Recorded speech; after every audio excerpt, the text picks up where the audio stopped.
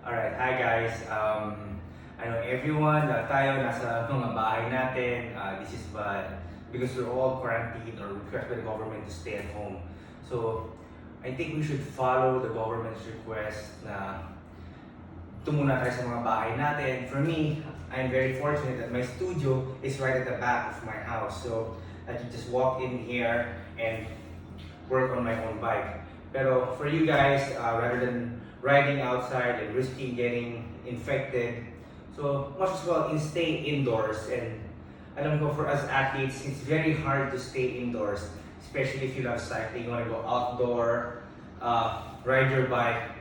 I think there's nothing wrong in staying indoors for 1 month. Okay, it's for everyone's safety. So let's support our government. Makiisa tayo sa kanila. It's for our own good din. Para sa kabubuti rin ng ating mga kababayan. So for yesterday, I posted something on the internet and someone messaged me na, why don't I continue making videos for cycling or bike fitting para naman makatulong sa ating mga fellow cyclists. So I'm here inside my studio and I want to share you something. So I know everyone else decided to, or I need to get back on cycling, so the only choice that we have is get on the trainers.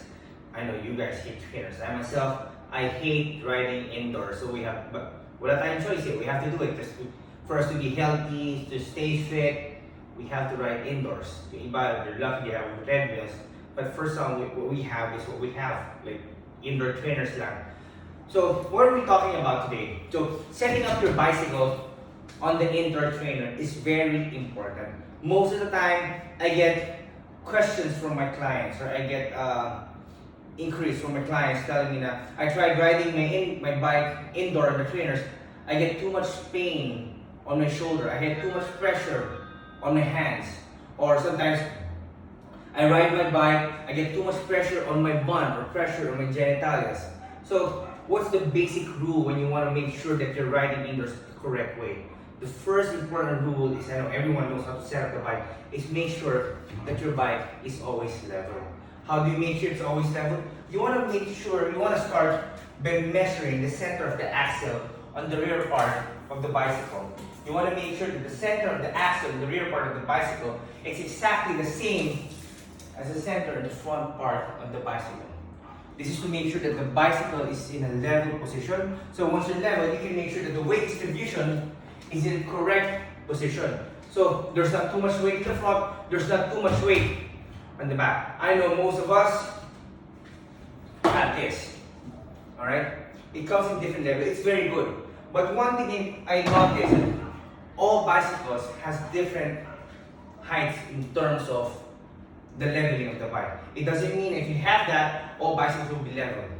Okay? So what will happen? Let's say for example, you bought a trainer, wala kang level block, you've been riding like this all day, what's gonna happen? If your bike is tilted downward, you have too much weight in the front of the bike. If you have too much weight in the front of the bike, it will definitely put a lot of stress on your hands. It could lead to numbness, stress in your elbows, your triceps, your shoulders, your knee, and your neck. So if you have to ride an hour or two indoors and endure that discomfort, hindi siya masaya. Di ba?